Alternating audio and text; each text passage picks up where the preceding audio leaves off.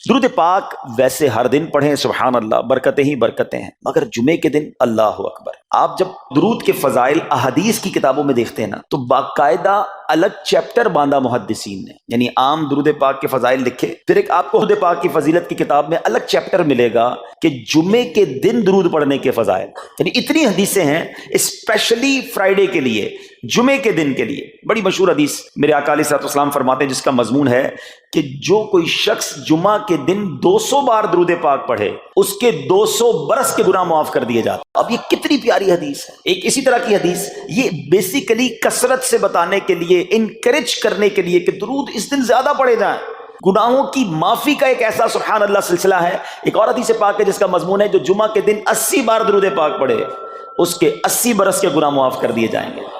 تو یہ دن تو سبحان اللہ گناہ گاروں کی بن آتی ہے، گناہ گاروں کو موقع دیا جاتا ہے کہ پورے ہفتے میں اگر کوئی کمزوری رہ بھی گئی ہے تو اب جمعہ آ گیا ہے، اب درود پڑھ لو، اب تلاوت کر لو، اب دعائیں کر لو، اب اللہ سے رجوع لے آؤ۔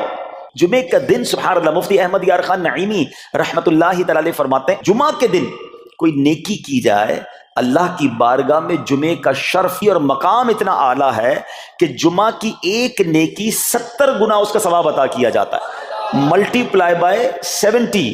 سمجھدار لوگ بیٹھے ہیں، کاروباری لوگ بھی بیٹھے ہوں گے۔ ہمارے یہاں نارملی سپر اسٹور پہ یا کسی جگہ پر مارکیٹس وغیرہ میں اسکیم لگتی ہیں، 25% discount, 50% discount, buy one get one free, ایک خریدو دوسرا فری۔ لوگ گرمیوں کی چیزیں سردیوں میں خرید لیتے ہیں، ارے بھائی ابھی تو گرمیاں، ابھی سے جیکٹ خرید دی ہے یار، سستا مل رہا تھا، ایک پہ ایک فری مل رہا تھا، سردیوں میں کام تو آئے گا نا، چلو لے لو بھائی۔ سردیوں میں گرمیوں کی چیزیں خرید رہے ہوتے ہیں، کیوں؟ سستا۔ دنیا کے نفع کے لیے، دنیا کے بینیفٹ کے لیے ٹریول بھی کرتے ہیں، جا کر خرچ بھی کرتے ہیں۔ مجھے اچھی طرح یاد ہے افریقہ کے غالباً ایک ملک میں تھا، بارڈرز ملے ہوئے ہوتے ہیں، ہم بارڈر ہم نے کراس کیا، ایک ملک کا جیسی بارڈر کراس کیا، بارڈر کراس کرتے ہی ایک بہت بڑا ویرانہ تھا لیکن بہت بڑا شاپنگ مال بنا ہوا اور گاڑیوں کی قطاریں۔ تو میں نے اسلامی بھائی سے پوچھا یار اس ویرانے میں اتنا بڑا شاپنگ مال اور اتنی گاڑیاں؟ تو انہوں نے وجہ بتائی، کیا بتائی؟ کہتے ہیں جس ملک کے بارڈر کے ساتھ یہ سٹور ہے نا، اس ملک میں ٹیکس ہے، یہ ملک ٹیکس فری ہے۔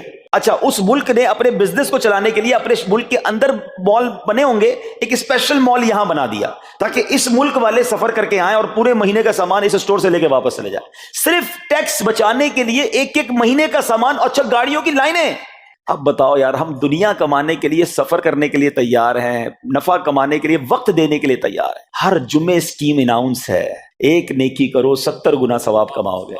بتاؤ کیا ذہن ہونا چاہیے کہ یار بس جمعے کا دن تو قرآن پڑھوں گا، درود پڑھوں گا، صدقہ کروں گا۔ سبحان اللہ، ڈھونڈ ڈھونڈ کے ہمارے صحابہ علیہم رضوان ڈھونڈ ڈھونڈ کے نیک اعمال کرتے تھے کہ یہ بھی عمل کر لوں، یہ بھی کر لوں، اور جمعے کے دن اسپیشلی۔ تو اللہ کرے ذہن میں یہ بات بیٹھ جائے کہ میں نے جمعے کو زیادہ نیکیاں کرنی ہیں۔ اچھا، اب اس پہ میں ایک اور مشورہ دیتا ہوں۔ مثال کے طور پہ آپ نے ذہن بنایا ہے کہ یار پیر والے دن جو ہے نا میں نے کسی مریض کی عیادت، رشتہ دار ہے وہاں جانا ہے، یا میں نے جناب سیٹرڈے یا سنڈے کوئی صدقہ خیرات کرنا ہے، کسی کی ہیلپ کرنی ہے۔ آپ نے کوئی نیکی پلان کی ہوئی ہے ہفتہ اتوار پیر منگل میں، تو کوشش کر کے اس کو جلدی کریں اور فرائیڈے میں کر لیں۔ ایک پوائنٹ آپ نے دیکھا، میں نے یہ نہیں کہا کہ اس کو اگلے جمعے کریں، ہاں ڈیلے نہ کریں، تھوڑا جلدی کر کے اس جمعے کو کریں تاکہ 70 گنا جو ہے وہ اس میں ثواب کما لوں، برکتیں حاصل کر لوں۔ تو اللہ کرے کہ میں اور آپ نیکیوں کے حریص بن جائیں۔ نیکیوں کی جو لالچ ہے نا، لالچ میں یہ بھی کر لوں، میں یہ بھی کر لوں، میں سجدہ بھی کروں، میں تلاوت بھی کروں، میں صدقہ بھی دوں، یہ تو نصیب والوں کو ملتا ہے۔ اور صحابہ کرام میں نظر آتا تھا، پیچھے نہیں ہٹتے تھے صحابہ، ہمیں اعلان کیا جا رہا ہے کہ یہ موقع ہے، یہ نیکی ہے، اور پھر بھی کوئی نظر نہیں آتا۔ اللہ کرے کہ یہ جذبہ، کیونکہ یاد رکھو جس طرح کاروباری لوگ کہتے ہیں نا سیزن ہے نیکیاں کر لو، بالکل اسی طرح میری اور آپ کی سانسیں باقی ہیں نا، نیکیوں کا سیزن جاری ہے۔ اتنی نیکیاں کمانی ہے، کما لو۔ یہ مائنڈ سیٹ بنا لو کہ یار پتہ نہیں کب مر جاؤں، اور نیکی اور نیکی۔ جس طرح پیسے کمانے کا ذہن ہوتا ہے نا، اللہ کرے اس سے زیادہ میرا اور آپ کا نیکیاں کمانے کا ذہن ہو جائے، یار تھوڑی اور نیکی کما لو، تھوڑی اور۔ مثال کے طور پہ آپ کہیں جا رہے ہیں، کسی نے کہا ذرا بیٹھیے 10 منٹ بعد وہ بھائی آئیں گے۔ اب ہم 10 منٹ کس طرح گزارتے ہیں؟ موبائل نکالا اور جناب دیکھنا شروع، 10 منٹ کیا 15 منٹ بھی گزر جائیں پتہ نہیں چلے گا، لیکن یہ 15 منٹ میں کیا ملا؟ شاید گناہ ہی ملے ہوں گے، کیونکہ ہمارے موبائل میں تو بہت ساری چیزیں ایسی ہیں یا تو حرام دکھا دیتی ہیں یا حرام سنا دیتی ہیں۔ لیکن اگر نیکیوں کا ذہن ہو تو بندہ سوچے یار 10 منٹ میں تو میں سورہ یاسین پڑھ سکتا ہوں، 10 قرآن کا ثواب ہے۔ موبائل میں قرآن پاک ڈاؤن لوڈ ہو، قرآن شریف نکالا اور یاسین شریف پڑھ لی، ویٹنگ ایریا کے اندر 10 قرآن کا ثواب کما لیا۔ اگر یہ مائنڈ سیٹ ہو بندہ کہ یار اتنی دیر میں تو 100 بار درود پاک پڑھ لوں گا، اور آقا علیہ الصلوۃ والسلام فرماتے ہیں جو 100 بار درود پاک پڑھے اس کی دونوں آنکھوں کے درمیان لکھ دیا جاتا ہے کہ یہ بندہ دوزخ کی آگ اور نفاق سے بری ہے۔ 5-5 منٹ 10-10 منٹ میں میں اتنی نیکیاں کما سکتا، لیکن مائنڈ سیٹ ہی نہیں ہے، گھنٹوں ضائع کر دیں گے، نیکی کمانے کا ذہن نہیں بنتا۔ اگر یہی 10-15 منٹ میں مجھے پیسے ملنے ہوتے تو بتاؤ ہم کیا کرتے؟ اللہ کرے دل میں اتر جائے میری بات۔ تو بہرحال جمعہ کا دن یہ بہت کمال کا دن ہے۔ ہر جمعے کے دن آپ کو اونٹ صدقہ کرنے کا ثواب مل سکتا ہے۔ ایک اونٹ کتنے کا آتا ہے؟ 1.5-2 لاکھ روپے کا تو ہوتا ہے۔ 2 لاکھ روپے ہر جمعے کو صدقہ کرو، مہینے کے ہو گئے 8 لاکھ روپے۔ بندہ بولے غریب آدمی 8 لاکھ ہر مہینے؟ جی جناب، ہر مہینے 8 لاکھ کم و بیش آپ صدقہ کرنے کا ثواب کما سکتے ہیں۔ کیسے؟ کتنا آسان۔ نبی پاک علیہ السلام فرماتے ہیں، جس کا مضمون ہے جو جمعے کے دن سب سے پہلے آتا ہے اسے اونٹ صدقہ کرنے کا ثواب ملتا ہے، جو اس کے بعد آتا ہے اسے گائیں صدقہ کرنے کا ثواب ملتا ہے۔ اللہ کی رحمت سے ہر جمعے فرشتے مسجد کے دروازے پر کھڑے ہوتے ہیں، ہم اللہ سے دعا کرتے ہیں اللہ تیری نوری مخلوق کے صدقے ہم پر رحم فرما، ہماری مغفرت فرما۔ مگر جب امام خطبے کے لیے کھڑا ہو جاتا ہے، آقا علیہ السلام فرماتے ہیں وہ رجسٹر بند کرتے ہیں اور وہ بھی آ کر امام کا خطبہ سننے کے لیے بیٹھ جاتے ہیں۔ تو جلدی آ کر، کچھ منٹ پہلے آ کر، اچھا علم دین الگ ملتا ہے، ظاہر ہے یہاں ہر جمعے بیان ہوتا ہے، وہ بیان سننے کو آپ کو الگ ملے گا، نیکی کی دعوت الگ ملے گی، اور سبحان اللہ اونٹ صدقہ کرنے کا ثواب۔ تو مبارک ہو انہیں جو جلدی آتے ہیں۔ تو بہرحال اب میں چاہتا ہوں کہ جب بات جمعے پر ہی ہو رہی ہے تو ایک میں نے اور آپ کو پیغام دینا تھا۔ جمعے کو خطبہ دیا جاتا ہے، سالوں سے خطبہ سن رہے ہیں۔ مجھے اچھی طرح یاد ہے جب میری عمر شاید 17-18 سال تھی تو سن کر آدھا خطبہ تو مجھے اسی وقت یاد ہو گیا تھا، اب شاید پونا یاد ہو گیا ہوگا۔ آپ میں سے بھی کئیوں کو 60-70-80% خطبہ یاد ہوگا کیونکہ ہر جمعے سنتے ہیں، مگر کس کو یہ تجسس ہوا کہ یہ ہر جمعے امام صاحب پڑھتے ہیں، اس میں پیغام کیا ہے، اس کا ترجمہ کیا ہے، اس میں ہمیں کیا جاتا ہے؟ بس سر جھکاتے ہیں، ہاتھ باندھتے سنتے رہتے ہیں، کچھ سو بھی جاتے ہوں گے۔ ارے اللہ کے بندو سوچو تو صحیح کہ ہر جمعے کو سنتا ہوں، آدھا پونا یاد بھی ہو گیا، پیغام کیا ہے؟ 2 باتیں، ایک حدیث پاک اور ایک خوبصورت پیغام ہر جمعے کو آپ سنتے ہیں۔ حدیث ذرا سنیے گا، اللہ کے حبیب علیہ السلام فرماتے ہیں البر لا یبلا والذنب لا ینسا والدیان لا یموت۔ سنے ہوئے نا یہ الفاظ؟ ایسا لگ رہا ہے کہ یار یہ الفاظ تو کانوں میں ہر جمعے آتے ہیں۔ آگے فرمایا اعمل ما شئت کما تدین تدان، یہ حدیث ہے، ٹھیک ہے۔ اس کے بعد قرآن کی ایک آیت تلاوت ہوتی ہے، فمن یعمل مثقال ذرۃ شرا یرہ۔ کانوں نے کئی بار، کہوں کہ سینکڑوں بار سنے ہیں، مگر اس میں پیغام کیسا ہے؟ دل ہلا دینے والا پیغام، بڑا سمجھانے والی بات ہے اس حدیث میں۔ البر لا یبلا، میرے آقا فرماتے ہیں نیکی پرانی نہیں ہوتی، کرتے جایا کرو، یہ نیکی تمہارے اکاؤنٹ میں جمع ہو رہی ہے۔ میں اور آپ بھول جائیں گے، میرا رب نہیں بھولتا، اس کے خزانے بڑے ہیں۔ جہاں نیکی پرانی نہیں ہوتی نا، اب اگلا جملہ سنو، وَالذَّنبُ لَا يُنسَى، گناہ بھلایا نہیں جاتا۔ میں اور آپ بھول گئے، افسوس یہ ہے، عجیب کہانی ہے۔ یہ تو ایک عجب الگ ٹاپک ہے کہ آج جس سے ملاقات کرو اس کو 15 سال 20 سال 25 سال پرانی نیکیاں یاد ہیں۔ لوگ ملتے ہیں کہتے ہیں 1990 میں حج کیا تھا، 95 میں عمرہ کیا، 2002 میں فلاں مسجد بنائی۔ آپ کی دعوت اسلامی کے قافلے میں بھی 2005 میں گیا تھا۔ ساری نیکیاں 15 20 سال پرانی یاد ہیں۔ گناہ کل جھوٹ بولا تھا یاد ہے، کل رات کو بدنگاہی ہو گئی تھی وہ یاد ہے، پرسوں غیبت کی تھی وہ یاد ہے، سالوں تو چھوڑو، ہم گھنٹے پہلے کا گناہ بھول جاتے ہیں۔ مگر حدیث ڈرا رہی ہے، سمجھا رہی ہے کہ دیکھو وَالذَّنبُ لَا يُنسَى، گناہ بھلایا نہیں جاتا۔ تم بھول گئے ہو مگر کہیں لکھا ہوا ہے، جواب دینا ہے۔ اور آگے فرمایا وَالدَّيَّانُ لَا يَمُوتُ، فرمایا کہ جو فیصلہ کرنے والا ہے اسے موت نہیں آتی۔ اللہ کو موت نہیں آنی، میں اور آپ مر جائیں گے۔ جس نے ڈیسیشن لینا ہے، جس نے فیصلہ کرنا ہے، اسے موت نہیں آنی۔ پھر آگے فرمایا اعمل ما شئت کما تدین تدان، کر لے جو کرنا ہے، جیسی کرے گا۔ پھر قرآن کی آیتیں سمجھا رہی، فمن یعمل مثقال ذرۃ خیرا یرہ، جو ذرہ بھر نیکی کرے گا، بھلائی کرے گا، وہ دیکھے گا۔ ومن یعمل مثقال ذرۃ شرا یرہ، کہ جو ذرہ بھر برائی کرے گا وہ بھی دیکھے گا۔ اتنا شاندار جمعے کا پیغام ہر جمعے خطبے میں دیا جاتا ہے۔ اللہ کرے یہ دل کی گہرائیوں میں اتر جائے، دروازہ بند کر کے، اندھیرا کر کے، اکیلے میں گناہ کرنے والا سوچے کہ ٹھیک ہے دنیا میں کوئی نہیں دیکھ رہا مگر میرا رب دیکھ رہا ہے، مجھے اس ذرہ بھر گناہ کا بھی جواب دینا پڑے گا۔ لوگ کہتے ہیں چھوٹی سی بات ہے یار، چھوٹا سا گناہ ہے، ٹھیک ہے چلتا ہے، سبھی تو کرتے ہیں۔ نہیں جناب، وہ نقطہ نواز ہے، وہ معاف کرنے پہ آئے تو 100 بندوں کے قاتل کو معاف کر دے، وہ پکڑنے پہ آئے تو ایک نقطے پر پکڑ فرما دے۔ ہمیں ڈرنا ہوگا، ہمیں خوف اپنے دل میں طاری کرنا ہوگا، کیونکہ یہ گناہ میری آخرت میں میری پکڑ کا سبب بن سکتے ہیں۔ بالکل اسی طرح چھوٹی چھوٹی نیکیاں سمجھ کے چھوڑ دیتے ہیں، یار سنت غیر موقعہ ہی ہے نا، نفل ہی تو ہے نا، سنت ہی تو ہے نا، ٹھیک ہے درود پڑھنا چاہیے، نہیں پڑھا تو کوئی بات نہیں۔ ارے یار کون اجتماع میں جائے، کون درس میں بیٹھے، صدقہ دینا کوئی واجب تو نہیں، زکات تو پوری دیتا ہوں، چھوٹی چھوٹی نیکیاں سمجھ کر چھوڑتے ہو۔ ارے وہ تو کتے کو پانی پلانے والے کو اس سبب سے بخش دیا کرتا ہے، راستے سے پتھر ہٹانے والے کو بخش دیا کرتا ہے۔ فرمایا نا البر لا یبلا، نیکی پرانی نہیں ہوگی، کرتے جایا کرو۔ اللہ کرے کہ یہ ذہن بن جائے کہ بس میں زیادہ سے زیادہ نیکی کروں، دو لوگوں کے دلوں میں خوشی داخل کروں، مسلمانوں کی خیر خواہی کروں۔ اس ایک ہی حدیث پر، ان آیتوں پر میں مزید بھی بہت بات کر سکتا ہوں، لیکن میں نے اشارہ دیا کہ ضرور اس پر توجہ دیں۔ اور ایک شاندار پیغام ہر جمعے میں ہم سنتے ہیں، کیا شاندار وہ پیغام ہے الا لا ایمان لمن لا محبت لا۔ یاد ہے سب کو؟ جمعے میں سنتے ہو نا، اور 3 بار کہتے ہیں امام صاحب الا لا ایمان لمن لا محبت لا، الا لا ایمان لمن لا محبت لا۔ کبھی تو امام صاحب کو روکتے، حضور یہ ہر جمعے کو پڑھتے بتائیں تو اس میں ہے کیا؟ نہیں، ہمیں کیا ضرورت ہے، بس جمعہ ہو گیا، بس ٹھیک ہے، ٹائم پورا ہو گیا، فرض پورا ہو گیا۔ ارے اللہ کے بندو سمجھو تو صحیح اس میں میسج کیا ہے۔ اللہ اکبر، سنو اس کا مطلب کیا ہے، سنو الا لا ایمان لمن لا محبت لا، سن لو اس کا ایمان نہیں جس کے دل میں نبی پاک سے محبت نہیں، ایمان ہی نہیں ہے۔ ارے جس دل میں نبی پاک سے محبت نہیں، اس کا ایمان ہی نہیں ہے۔ اعلیٰ حضرت امام اہل سنت ایسے ہی نہیں لکھتے، اللہ کی سرتابہ قدم شان ہے یہ، انسان نہیں انسان، وہ انسان ہے یہ۔ قرآن تو ایمان بتاتا ہے انہیں، اور ایمان یہ کہتا ہے میری جان ہے یہ۔ ایمان کمپلیٹ ہی نہیں ہوتا نبی پاک علیہ الصلوۃ والسلام سے محبت کے بغیر۔ اور یہ بات ایسا لگتا ہے انفارچونیٹلی کہ غیر مسلم جانتے ہیں، ابھی تو وہ سازشیں کرتے ہیں، انہیں پتا ہے۔ آپ بتائیں دنیا کے کس ملک میں نماز روکی جاتی ہے؟ نہیں روکی جاتی۔ مسجدوں کی تعمیر ہو رہی ہوتی ہے، تلاوت قرآن ہو رہی ہوتی ہے، کوئی نہیں روکتا، قرآن چھپ رہے ہیں۔ بار بار اگر حملہ ہوتا ہے، بار بار اگر اٹیک ہوتا ہے، تو اس لیے ہوتا ہے کہ ان مسلمانوں کے دلوں سے ان کے نبی کی محبت کو نکال۔ ان مسلمانوں کے دلوں میں اگر یہ محبت رسول رہ گئی تو یہ پھر بھی دوبارہ آ کر یکجا ہو جائیں گے، ایک ہو جائیں گے، نیک ہو جائیں گے۔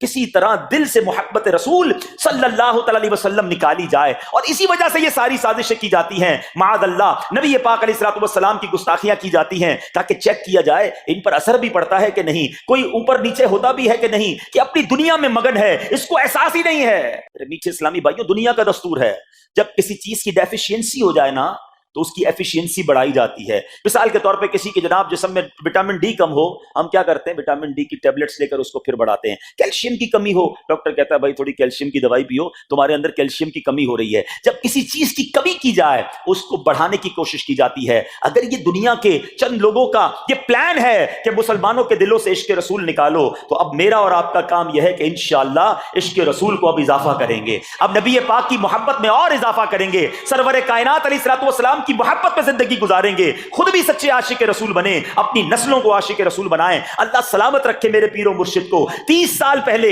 یہ آج کل کا شعر نہیں ہے، اب بچپن سے یہ نعت سن رہے ہیں، کم و بیش 25-30 سال پہلے میرے مرشد نے کیا پیاری التجا پیش کی، اپنی نسلوں کے لیے کیا ہمیں پیغام دیا۔ کہتے ہیں میری آنے والی نسلیں تیرے عشق ہی میں مچلیں، میری آنے والی نسلیں تیرے عشق ہی میں مچلیں، انہیں نیک تم بنانا مدنی مدینے والے۔ یہ ہے پیغام دعوت اسلامی کا کہ ہم بھی عاشق رسول بنیں، کسی صورت ہمارے دل سے عشق رسول کم نہ ہو، اور جناب ہماری نسلوں میں ہم عشق رسول اتاریں۔ تو مجھے اور آپ کو اس ڈیفیشینسی کو ایفیشینسی میں، اس میں اضافے کا اہتمام کرنا ہوگا۔ اب آئیے دیکھتے طریقے کیا ہیں، کیسے عشق رسول بڑھے گا، کیسے دلوں میں محبت رسول بڑھے گی۔ کیونکہ جمعے کا یہ اعلان ہر جمعے سنتے ہو، الا لا ایمان لمن لا محبت لا، وہ ایمان ہی کامل نہیں ہے، وہ ایمان ہی کمپلیٹ نہیں ہے جس دل میں عشق رسول نہیں ہے۔ تو عشق رسول بڑھے گا کیسے جناب؟ تو دنیا کا بڑا سمپل فارمولا ہے، عشق بغیر اطاعت کے کمپلیٹ ہی نہیں ہوتا۔ دنیا میں بھی آپ جس سے محبت کریں، ہو ہی نہیں سکتا کہ آپ جس سے محبت کریں اس کی بات نہ مانیں۔ ایسا ہو سکتا کہ میں آپ سے محبت بڑی کرتا ہوں، مانوں گا ایک بھی نہیں آپ کی؟ نہیں جناب، جس سے محبت ہوتی ہے بندہ کہتا ہے آپ کے لیے جان حاضر ہے، آپ حکم تو کریں، آپ کا فرمان سر آنکھوں پر، یہ دنیا کا دستور ہے۔ تو اگر آپ واقعی نبی پاک سے محبت یا سچے عاشق رسول بننا چاہتے ہیں تو پھر فرمان رسول پر عمل کرنا ہوگا، نبی پاک کے طریقے پر عمل کرنا ہوگا، اطاعت رسول کرنی ہوگی، تبھی آپ سچے عاشق رسول کہلائیں گے۔ یہ ہو نہیں سکتا کہ ایک طرف تو میں نعرہ لگاؤں کہ غلامی رسول میں موت بھی قبول ہے، دوسری طرف نبی پاک کا طریقہ قبول نہ ہو، نہ سچ قبول ہو، نہ مسلمانوں کی خیر خواہی قبول ہو، معاذ اللہ، نہ سنتیں قبول ہو، نہ نماز قبول ہو۔ جمعے کی نماز میں مسجدیں فل ہیں، کیا عصر کی نماز میں بھی ہوں گی؟ کیا عصر فرض نہیں ہے؟ کیا مغرب فرض نہیں ہے؟ کیا عشاء فرض نہیں ہے؟ میرے آقا فرماتے ہیں جعلت قرۃ عینی فی الصلاۃ، کہ نماز میں میری آنکھوں کی ٹھنڈک ہے۔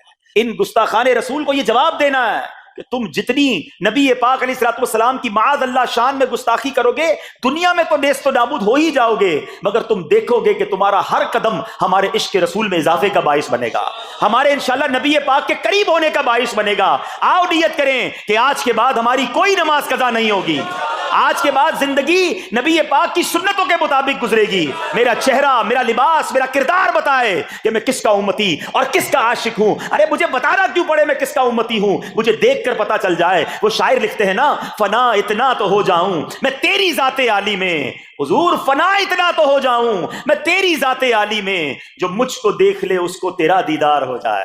اللہ پاک نبی پاک علیہ الصلوۃ والسلام کے سچے عاشقوں میں ہمیں شامل فرمائے۔ جمعے کا دن ڈھونڈ کر نیکیاں کرنے کا دن ہے، تو ہمیں جمعے کے دن مزید نیکیاں کرنے کی اور اچھی نیتیں کرنے کی توفیق عطا۔ احادیث میں یہ مضمون ملتا ہے کہ جو جمعہ کے دن سورہ کہف پڑھے، ایک جمعے کو پڑھے تو اگلے جمعے تک اس کے لیے نور کر دیا جاتا ہے۔ اور سبحان اللہ، جمعہ کے دن ہو سکے تو مریض کی عیادت کریں، صدقہ و خیرات کریں، جتنا ہو سکے نیکیاں کریں۔ ہاں ایک بات یاد رکھنی ہے، کوئی عام دن میں گناہ کرے یقیناً غلط ہے، مگر جمعہ کے دن گناہ کرے گا تو جہاں نیکی 70 گنا وہاں اس کا گناہ بھی 70 گنا ہو جاتا۔ پلیز عام دنوں میں بھی بچنا ہے مگر جمعے کو گناہ نہیں کرنے، اسپیشلی بچنا ہے۔ جمعے کو کوئی نماز قضا نہیں ہونی چاہیے، میں نہیں کہتا عام دنوں میں بھی نہیں ہونی چاہیے، مگر کتنی افسوس کی بات ہے کہ جمعے کی نماز پڑھتے ہیں عصر کی نہیں پڑھتے، ایسا نہ کریں۔ سورہ فاتحہ 100 مرتبہ پڑھ کر جو دعا مانگی جائے وہ قبول ہوتی ہے۔ سورہ بقرہ کی تلاوت سے شیطان گھر سے بھاگ جاتا ہے۔ آیت الکرسی پڑھنے سے محتاجی دور ہوتی ہے۔ سورہ کہف کو ہمیشہ پڑھنے والا